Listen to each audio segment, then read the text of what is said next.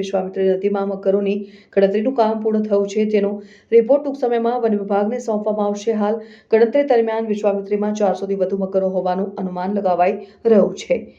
Gir foundation દ્વારા વિશ્વામિત્રી નદીમાં ગઈકાલ સવારથી શરૂ કરેલી મગરોની ગણતરી રાત્રે અને આજે દિવસે પણ ચાલુ રહી હતી, જેમાં ગીર ફાઉન્ડેશન, ફોરેસ્ટના કર્મચારીઓ, NGO અને વિદ્યાર્થીઓ મળીને 287 જણા કામે લાગ્યા હતા. વેમાલી હાઈવેથી તલસટ સુધી જુદા જુદા 9 ઝોન બનાવીને ટીમો દ્વારા સર્વે કરવામાં આવ્યો હતો. રાતે ટોર્ચ મારીને મગરના બચ્ચાની ચમકતી આંખ પરથી ગણતરી કરવામાં આવી. આ ઉપરાંત નદીની આસપાસના વિસ્તારના કાશી વિશ્વનાથ, માણેજા, છાણી, ધુમાડ, સમા, હરણી, માંજલપુર, સમા જેવા 15 તળાવોમાં પણ ટીમો દ્વારા ગણતરી કરવામાં આવી હતી. ટૂંક સમયમાં દિવસ અને રાતના મગરોની ગણતરીના ડેટાનું એનાલિસિસ કરી તેનું સ્ટડી કરવામાં આવશે અને સરકારને રિપોર્ટ સુપરત કરવામાં આવશે.